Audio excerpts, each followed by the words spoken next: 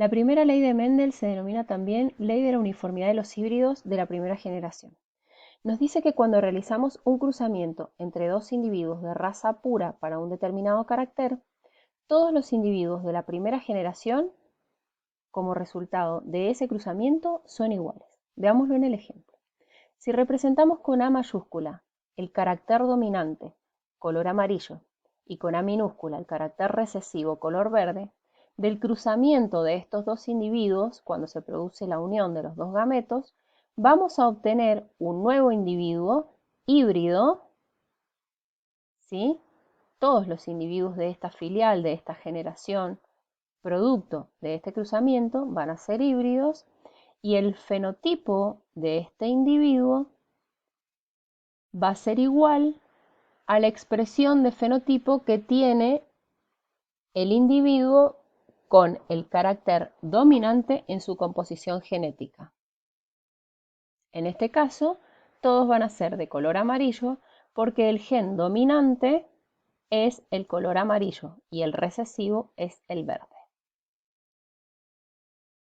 La segunda ley de Mendel establece los principios de la segregación.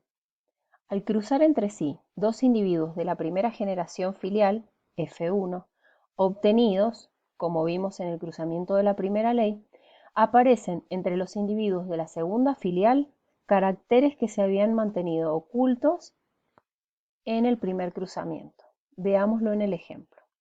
Vamos entonces a cruzar dos híbridos obtenidos en la primera generación.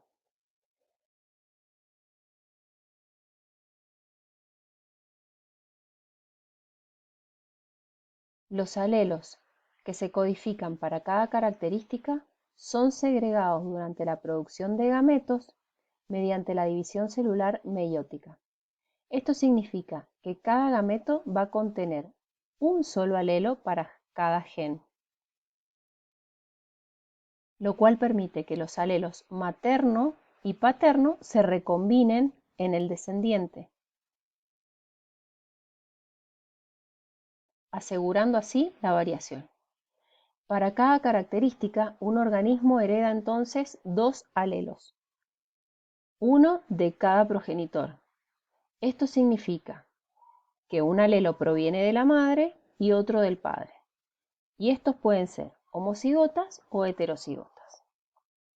En el resultado se obtiene un cuarto de los individuos manifestando el carácter recesivo que en el primer cruzamiento se había mantenido oculto y 3/4 de los nuevos individuos manifestando su fenotipo con el carácter dominante.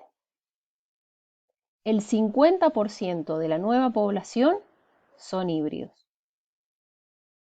Podríamos mencionar como tercera ley la ley de la transmisión independiente o de la independencia de los caracteres. ¿Qué quiere decir esto?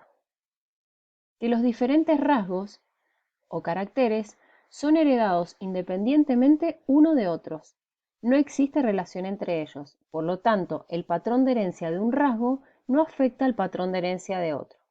Esto solo se cumple en aquellos genes que no están ligados, es decir, que están en diferentes cromosomas o que están en regiones muy separadas del mismo cromosoma. En este caso, la descendencia sigue las siguientes proporciones. Lo vemos en el ejemplo. Con A mayúscula representamos el color amarillo dominante, con A minúscula el color verde recesivo, con B mayúscula el carácter piel lisa dominante y con B minúscula el carácter piel rugosa recesivo.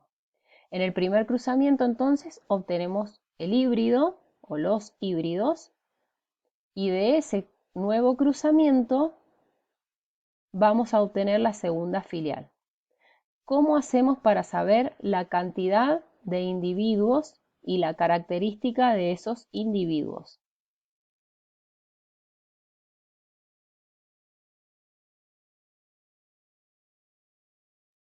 En esta tabla de doble entrada vamos a colocar los gametos provenientes de la madre y los gametos provenientes del padre y vamos a efectuar el cruzamiento, poniendo para cada carácter la composición que se forma en el cruzamiento. Es decir, en este caso tenemos piel amarilla, piel amarilla, piel lisa, piel lisa. O sea que este individuo va a ser de color amarillo y piel lisa. Si seguimos con el cruzamiento, es decir, no con el cruzamiento, sino completando la tabla, vamos a ver todas las combinaciones que podemos obtener a partir de la unión de esos gametos. Y se empiezan a expresar caracteres recesivos que en la primera filial quedaron ocultos.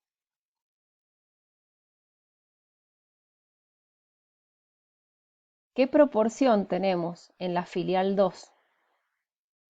De cada 16 individuos, uno va a expresar todos los genes recesivos. 3 de cada 16, uno de los genes recesivos, 3 de cada 16, otro de los genes recesivos, y 9 de 16 van a tener una expresión fenotípica igual a aquel individuo que tenía un genotipo con caracteres dominantes.